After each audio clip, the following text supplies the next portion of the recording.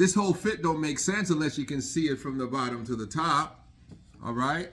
This is for my members and subscribers. What does it say? It says, I love you more than biscuits and gravy. Right?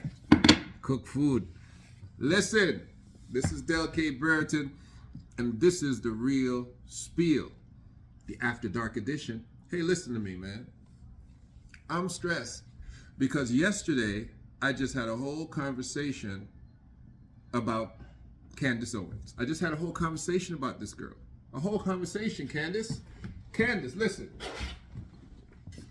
You could have been a game changer. You could have been a game changer. But you know what you are now? You're just a mammy. And this is the issue that we got with you, Candace, is that we just got off saying that you're on cold with Kyrie. I just defended you yesterday. I got to go back and apologize to Mrs. Wright now because I'm saying, hey, don't say nothing about Candace. Candace is invited back to the barbecue. Candace, we got a white husband there just spinning the grill. Come on now. Gave him some darkness so the chicken don't turn out white. But come on, Candace was back on side, back on team. I had a t-shirt ready to give her back to the black community. Candace went out there and just started talking crazy again. Come on now. You don't got those people in your family who, you know, you fell out with them a long time ago. You fell out with them. They weren't acting right.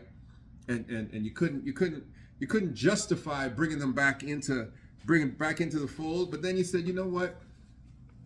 They my family, man. And then they started acting right. And you said to yourself, you know what? I'm going to allow them to come back into the fold. And then they go around and go off code again. This is what Candace did, man. Candace, this is what she said. She said it was a bad deal bringing Brittany Griner back for, I don't know what they call this boy, the harbinger of death or some kind of crazy name they give this man. The man got traded for a black woman that had nothing to do with politics. Okay? And they're making a big deal out of this thing because they said, oh, they had a U.S. Marine. They could have gotten this U.S. Marine back. Listen, the soldier, he signed up for this. And it's terrible that he's there. But if you take an American Army, Navy, or whatever SEAL, and you got a basketball player who knows nothing, who has nothing to do with international politics, she's not over there fighting for her country. She's not doing that. She's a regular citizen who got caught up in the juxtaposition of the Ukraine and Russian tug of war. And they're using her as a political tool to do what they want. They proved a point with her. All right? And I do not believe that any member of the black community should ever, out of their mouth, say it's a bad deal to bring a black person back to their home. That don't make no sense. Candace, you're completely offside with these statements. Completely offside. And I'm trying to get into the habit, and I realize this is what I really been peeping this and checking this out. These social media members of our community, all we do is we spend time fighting each other. We don't even talk about the real issues. We don't talk about the real things that are pervasive in respect to our own oppression, our own lack of access, our own incapacity to form a nation. What they have us doing is they have us piping off back and forth. That's why I didn't want to do this with Candace Owens. And I'm not going to stay on it long. We need to stop dealing with these distractions that cause infighting amongst people who don't have anything. Imagine she's becoming the voice of the GOP, the far white right. It doesn't make no sense because she's arguing for white supremacy. She's arguing for white supremacy. Imagine this, going back to my ADL scenario.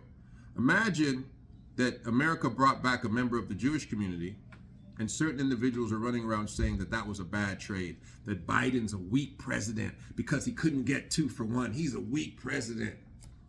You know what the ADL would do? They would call every single one of those individuals anti-Semites. That's right. And so we need to stop the foolishness when it comes to our own community, and we need to have the conversations that make sense. I don't want to be fighting with other members of the black community.